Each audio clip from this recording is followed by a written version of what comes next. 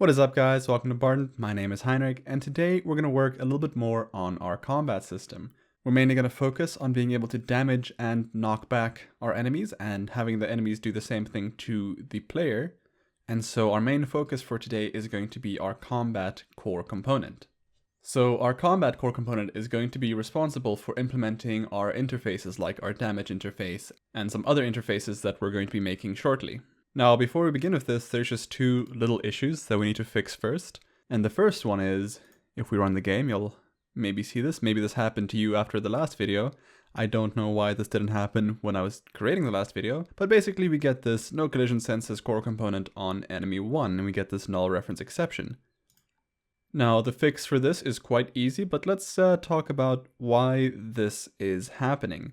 Let's go ahead and come to our enemies folder and then state machine and open up our entity script. You'll recall in the last episode that we changed our public virtual void start to awake. And the reason we did this is just because generally you want to do all of your class setup in your awake function. So things like getting references to components that your game object is using. And then when scripts start talking to each other, that's when you come in with start. So that way when one script talks to another one, all of its references are set up correctly. So what's going wrong for us? Well, I think the key is going to be taking a look at our enemy 1 specific script. So let's go ahead and open up that folder and just open up enemy 1. So as you can see, we have our awake function here as well. And all we do in here is set the references to all of our states and then initialize our state machine with a specific state. And here is where our issue is coming in. We're calling this state machine.initialize and passing it our move state. If we go ahead and take a look at our initialize function, you'll see that all that this function does is call the enter function on the state that we passed it. So you can already see why this is a problem. We're starting to communicate between scripts before all of our references have been set. So if we just go ahead and take a look at our move state over here, you'll see that our enter function doesn't make use of collision senses, but if you remember correctly, our do checks gets called in our enter function in our base state class. And over here, we're busy looking for our collision senses. So what's busy happening is our enemy 1 move state is trying to get the collision senses reference before the enemy's core has set that reference. So that means that our enemy 1 awake function gets called before the core awake function. So the way to fix this is to simply move our initialize into the start function the way it's supposed to be. So let's just go ahead and say start, and then go ahead and move this down there. And in case you didn't know, you can move lines like that by just holding Alt and then using the arrow keys. Now, we weren't getting an error for our enemy 2, but let's just go ahead and fix it there as well. So we create our start function and then move this down there. Perfect, so let's go back to Unity and see if that fixed our issue. So if we click run, boom, no error, and our enemies are both moving around perfectly. So I hope that explanation of the error made sense. Let's go ahead and take a look at our second little issue.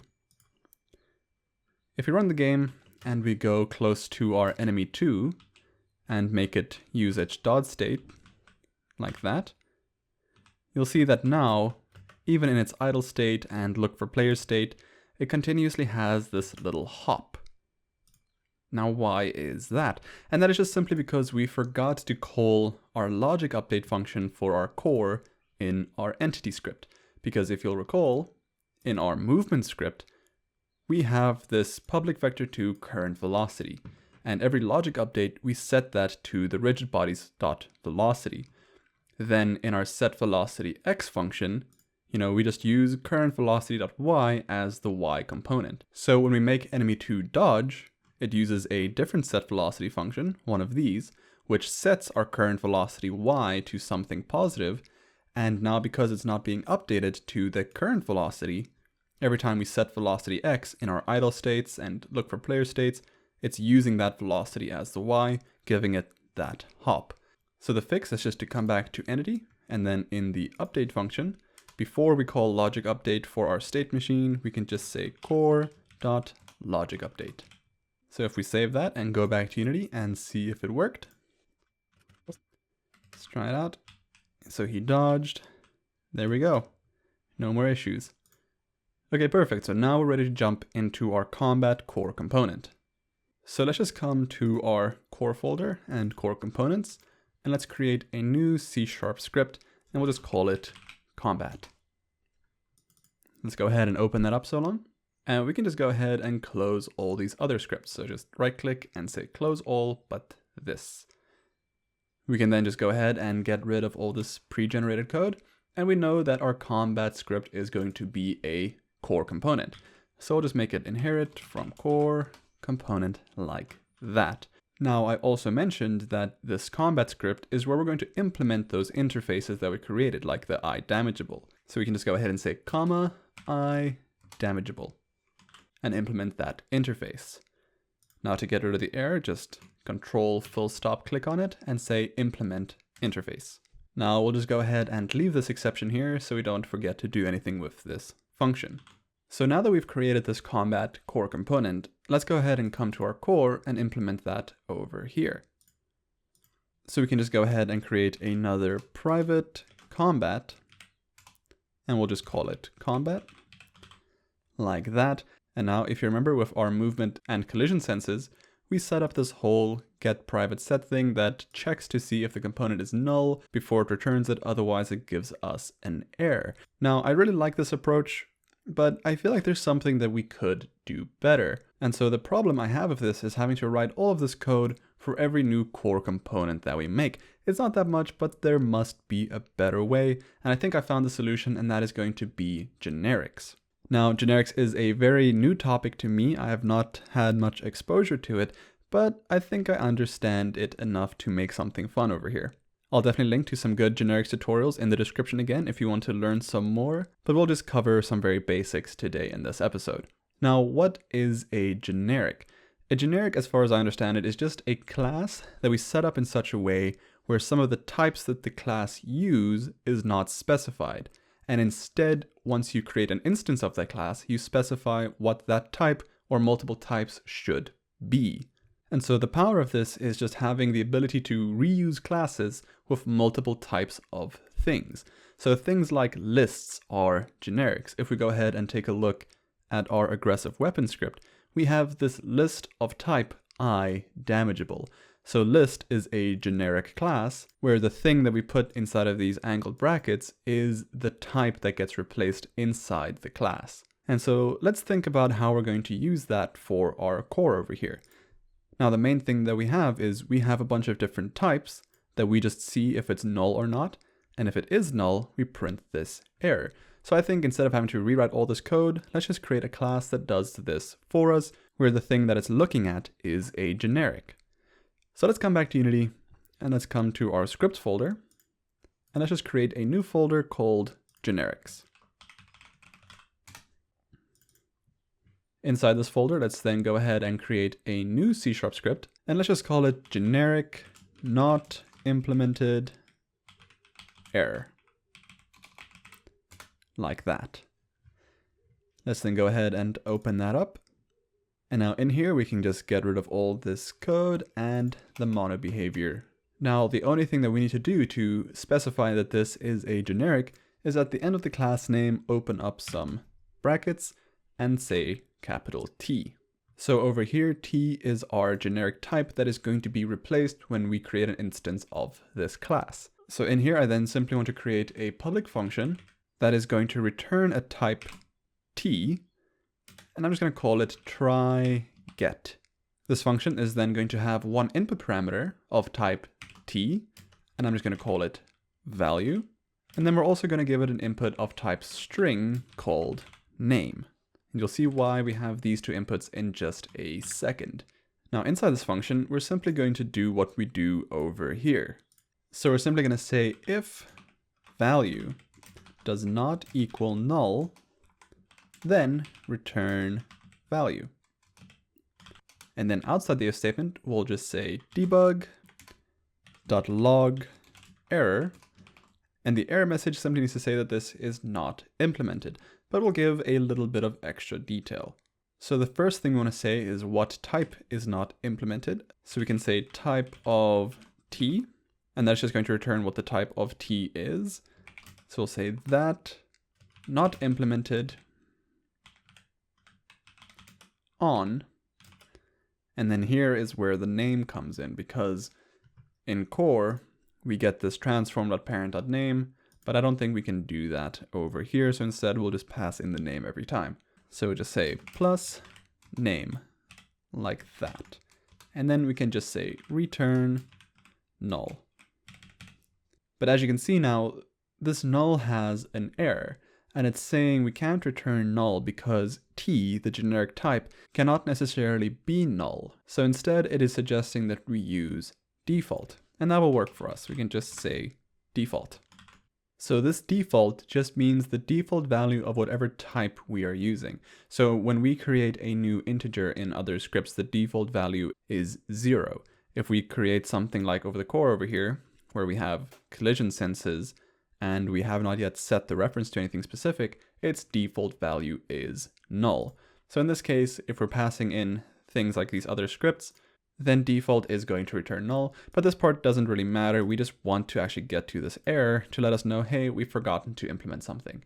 But as long as the value we pass it is not null, we'll just get that value right back. Now, another thing we're going to do is we don't want to create an instance of this generic not implemented error for every one of our core components. Again, that's just a waste of time. Instead, let's go ahead and make this whole class and this function static. That way we can just call it directly without having to create an instance. So all we need to do is after public, we say static like that, and the same thing for the function. So public static class and public static t.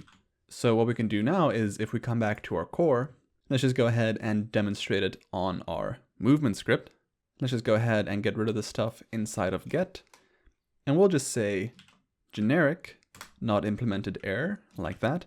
And then we specify the type. The type is going to be movement. We can then call our function, so .try get. And to that we need to pass our lowercase movement.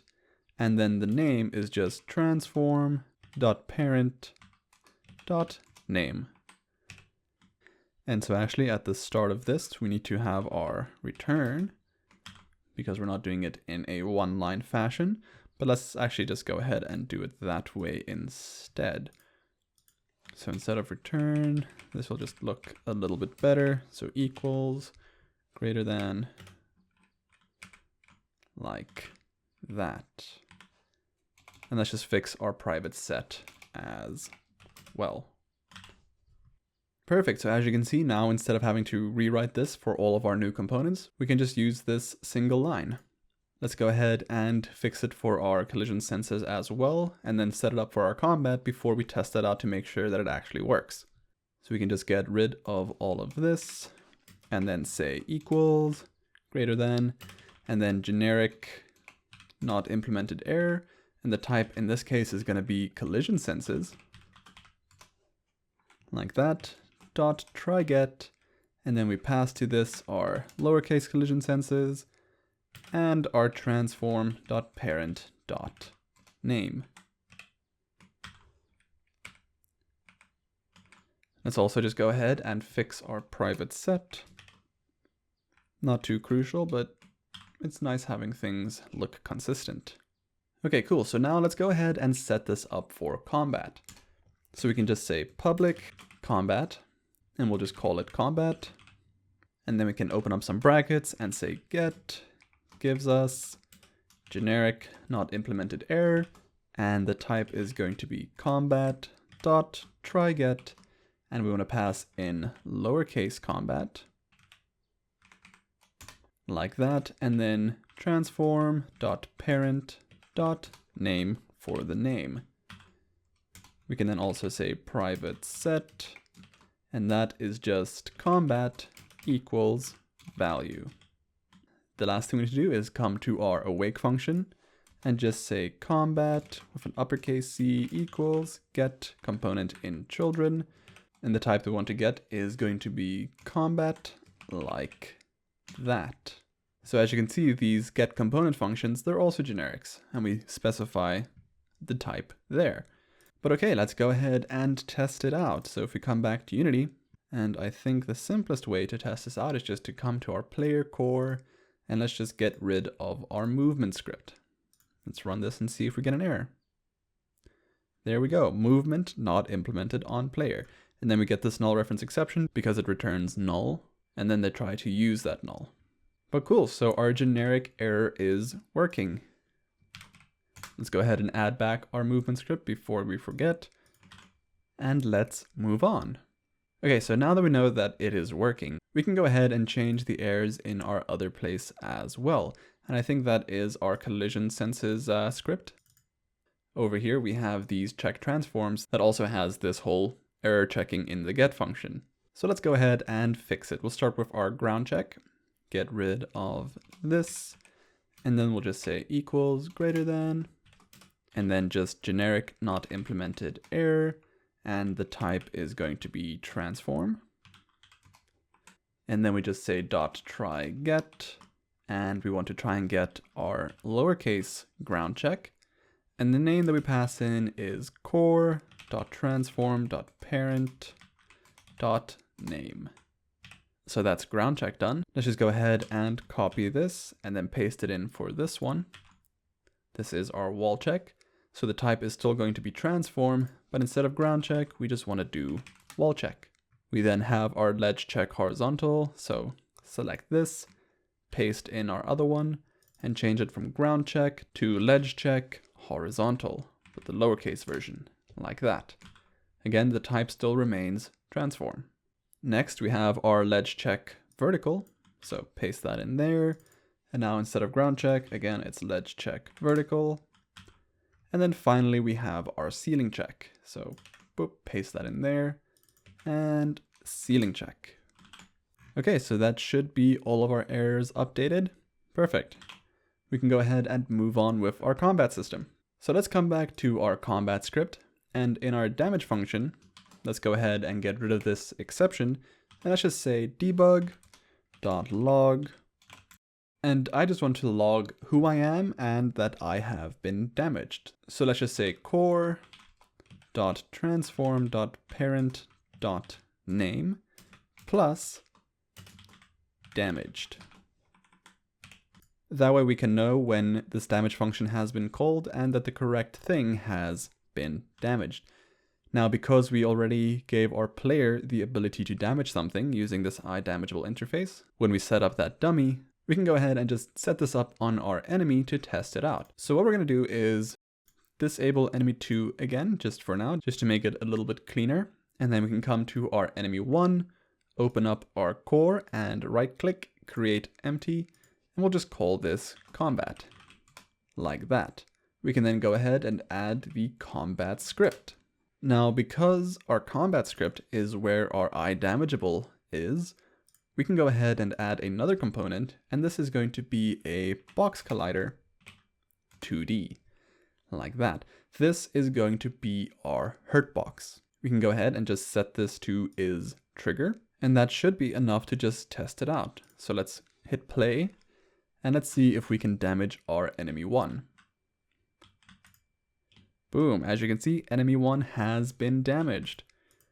The damage function is called, we can still walk through the enemy, no problem. So let's take a look at how our enemy used to damage our player. So that happens in our melee attack state for our enemies. And over here in our trigger attack function, we simply use this overlap circle all to get all of the objects in the hitbox. And then we called the damage function using this send message function. So the only thing that really needs to change over here is instead of using this send message, we're going to make use of our iDamageable interface. So let's go ahead and get rid of this line. And then we'll just say iDamageable damageable equals collider. So here collider represents each object that we found in the hitbox individually. And then we're just going to say dot get component, and the type we're looking for is iDamageable. And then we can say if damageable does not equal null, then we can call the damage function. So we'll just say damageable dot damage, and then to this function we're simply going to pass this attack details dot damage amount. Okay, so let's go ahead and see if this works. before we can run the game, we have to go ahead and add the combat component. So right click on core, say create empty, call it combat, and then we can add our combat core component and also our box collider 2D.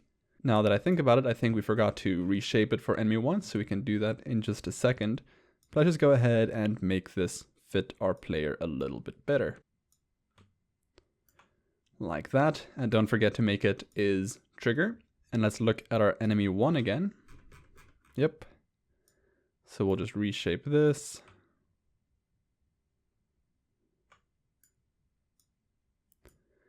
Like that. Okay, so back on our player, we've added the collider. Let's go ahead and run the game and see if our enemy can damage our player. There we go, player damaged. Perfect.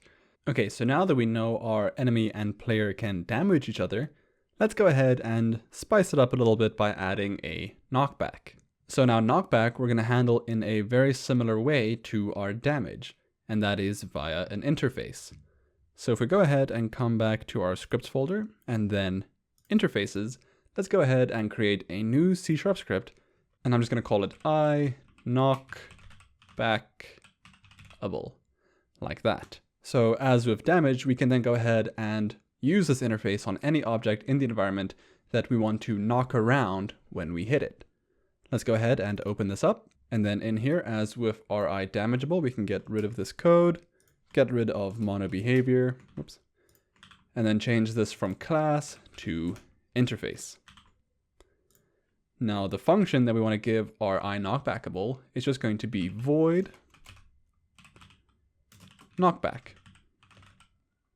This function is then going to have 3 input parameters. The first one is going to be a vector2 called angle.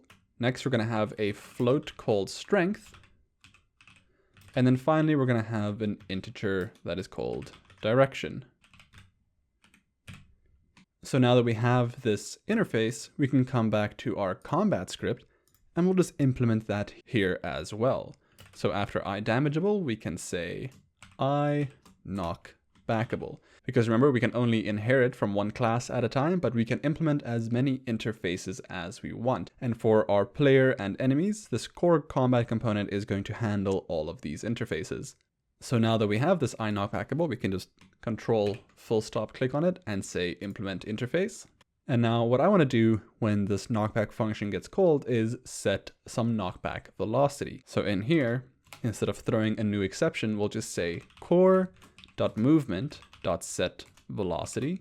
And as you can see, we have 2 options. So we're going to go for the second one that takes in a velocity, an angle, and a direction. So to start off, for velocity, we'll just pass it the strength.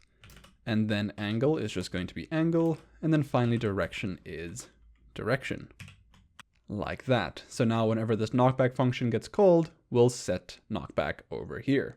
Okay, so now that we have this knockback function, before our player can actually knock back our enemies, we need to give our weapon some knockback properties.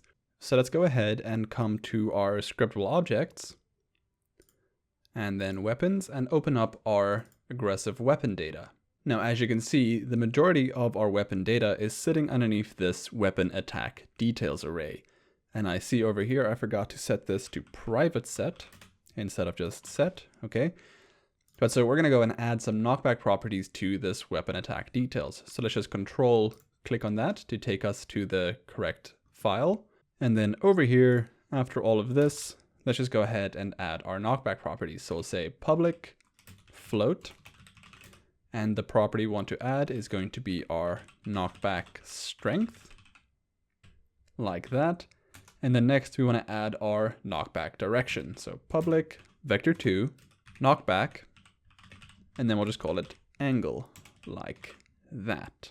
Okay, so now that our weapons have these values, we actually need to send these values from our weapon to whatever's getting damaged in our attack. So that happens in our aggressive weapon script.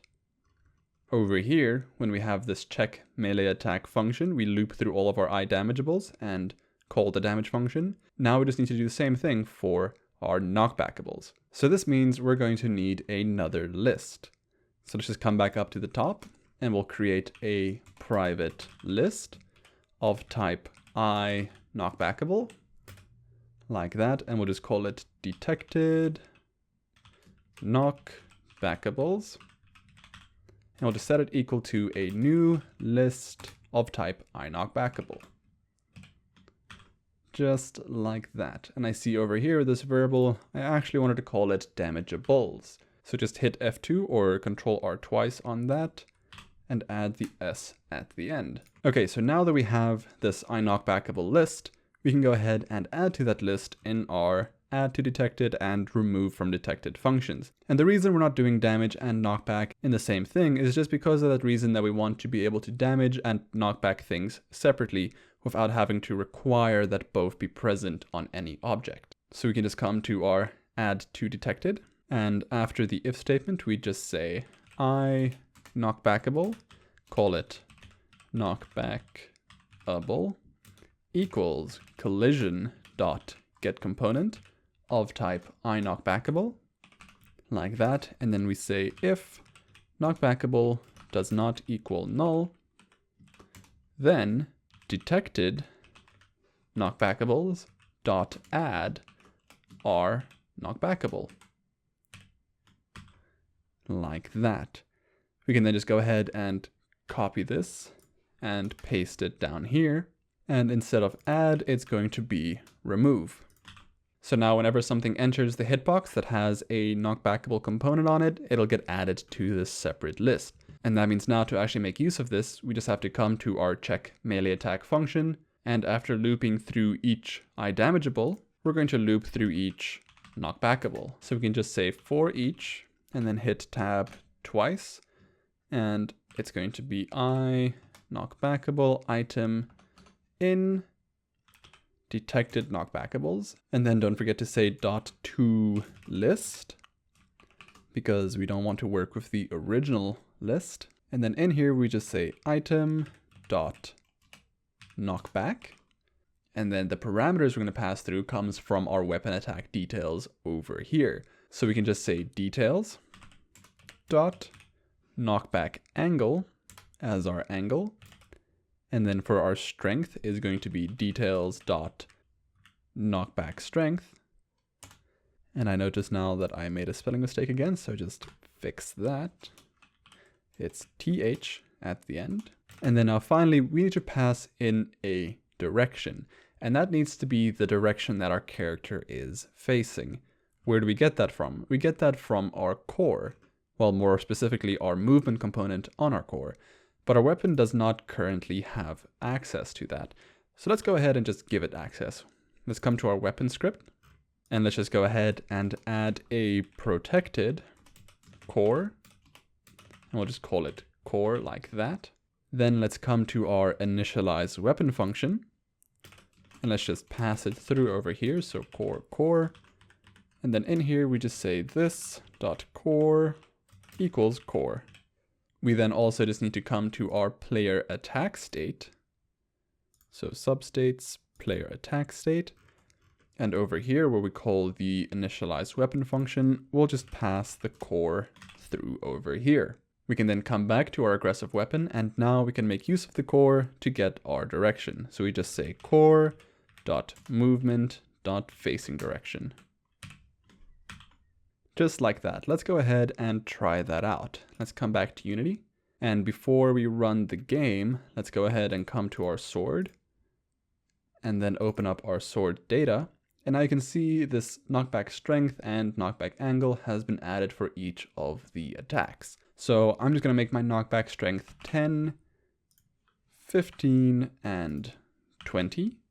And then for knockback angles, I'm just going to use 1, 1 for the first attack, 1, 1 for the second attack, and then 1, 2 for the third attack, because the third attack is that uppercut slice thing.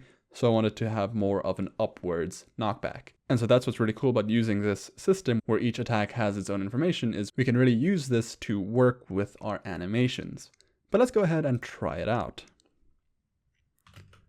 Let's come back to our enemy. And if we hit him, oh, he hops, so that's good. Oh, come back here. Oh. Perfect. As you can see, he gets knocked back. We do have a couple of issues. Mainly he slides, but I know what the issue is over there. We'll go ahead and fix that in just a second. But overall, I'm really happy with that. So why is the enemy sliding? The reason the enemy is sliding is because in each of our enemy states over here, if we just take a look at something like our move state, in the enter function, we set our X velocity, but not in the logic update. So if our enemy is busy moving away from us and we hit him, meaning we change its velocity, once he hits the ground again, this set velocity doesn't get called again. So he will just keep sliding at this new velocity that we've given him. So instead of just calling it an enter, let's go ahead and copy this. And let's also call it in our logic update function. However, we need to do this in more than just our move state. So let's just start at the top here with the attack state. And as you can see over here, we set the velocity to 0. So let's copy that and paste it in our logic update. And then let's come to our charge state. So the same thing, we set it in enter, copy that, and put that in the logic update. And then dead state doesn't really matter too much right now. We don't set any velocities here. Dodge state. In this case, the logic is a little bit different because we only want to set this velocity once and not continuously. So we'll leave this as it is. In our idle state, we set it to 0 again. So let's copy that, paste it in logic update. And then in our look for player state, it's going to be the same thing. So we set the velocity to 0, come back to logic update, paste it there. Our melee attack state should be fine because it inherits from our attack state. Move state we already fixed. Player detected state, so over here we set the velocity to 0. Copy that, paste it over here. Again, range attack state is fine because it inherits from our attack state. And then in our stun state, this has a similar thing to the dodge state where we only want to set this velocity once. But that should fix the sliding. Let's go ahead and try that out. So if we come down to our enemy 1, give him a little tap. As you can see, it's fixed the sliding, but now we can no longer actually move the enemy in the X direction. So what's going on there? Well, the issue here is just the fact that now we're setting our velocity every frame. So we hit the enemy, we set this knockback velocity, but then we immediately override that velocity with this set velocity functions in the states. So we need to do something to make it so that we can't set this velocity when the enemy is currently being knocked back. So to do this, we just need to add a little bit of extra logic to our combat script. So let's come over here. So in here, what we want to do is when this knockback function gets called, do something to make it so we can't change the velocity for a little bit. And to do that, we should actually come to our movement script. And in here, all we're going to do is create a public boolean that we'll call can set velocity. And we'll give it a public getter and a public setter. So really this is a bit redundant. It could just be a lowercase can set velocity, but we'll just make it fit in. So what we're going to do is we're only going to set velocity when this boolean is true. Now we have a whole bunch of set velocity functions here. So what I'm actually going to do is come to the bottom and create a private void set final velocity function. Like this. It's not going to have any input parameters, but all I'm going to do in here is say rb.velocity equals workspace, and then current velocity equals workspace. So this happens at the end of each one of these functions, but instead I'm just going to do it in this set final velocity function, and then I'm going to wrap this in an if statement. So if can set velocity, like that. And now in each one of these set velocity functions, instead of these two lines, I'm just going to call set final velocity. Like that. So let's go ahead and copy that, paste it in here, paste it in here, whoops, and over here. And now over here in this SetVelocity0 function, you'll see we're not actually making use of workspace. But let's just go ahead and paste it in here anyway. And we'll get rid of this current velocity line. And now instead of rigidbody.velocity equals vector2.0, we'll just say workspace equals vector2.0. So now this means we can set this canSetVelocity to false if we don't want our movement to be able to actually set the velocity. So let's come back to our combat script, and in our knockback function, we'll just say core.movement.canSetVelocity equals false, like that. Now it's important to set this to false after we set this velocity because we don't want to stop ourselves from being able to set the knockback velocity. So now that we've done this, we need a way of setting this back to true after a certain amount of time. And to do this, we'll just use a simple timer. So let's come back up to the top and let's declare a private boolean called isKnockbackActive, like that, and then a private float called knockbackStartTime.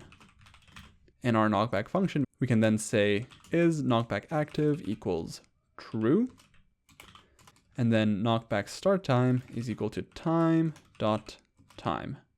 We then just need to create a check knockback function, so we'll say private void check knockback, like that. And then in here, we're just going to specify some condition for setting isKnockbackActive back to false. So we'll say if isKnockbackActive and our core.movement.currentVelocity.y is less than or equal to 0.01 f. So we only want to set knockback back to false when the enemy is on its way down. We can then say and core.collisionSenses.ground. So this means our knockback will only be set back to false once the enemy touches the ground again. And the reason we have this current velocity.y over here is to stop it from being set to false on the way up. So we only want it on the way down. So inside this if statement, we can then just say isKnockbackActive equals false. And then we can say core.movement.canSetVelocity equals true. So now before we can get this to work, we need to call checkKnockback, and we'll do that in the logic update function. So let's just go ahead and declare that at the top over here. So we'll just say public void logic update, like that. And then in here, we can just say check knockback. We then just need to call logic update from our core script. So we'll come over here, and in logic update, we'll add combat dot logic update, like that. So let's give that a try. Let's run the game. Oh. So as you can see, our player cannot move, and I assume neither can our enemy. Yep. And that is because in our movement script, we create this canSetVelocity, but we never set that equal to true. So after setting our facing direction equal to 1, we can say canSetVelocity equals true. Okay, let's run the game now and see what happens. So if we head down to our enemy and we give him a little love tap, perfect. So as you can see, our knockback only stops once the enemy hits the ground. Perfect, I love it. Okay, so there we go. We can now damage our enemy and we can knock him back. Let's quickly go ahead and get that working on our enemy too. And then we can go ahead and get it working on our player. So let's just turn our enemy 2 back on. And I think all we need to do is come to our core game object and hit right click, create empty. We'll call it combat. Like that. We can then hit add component, add our box collider 2D. Let's just go ahead and reshape that.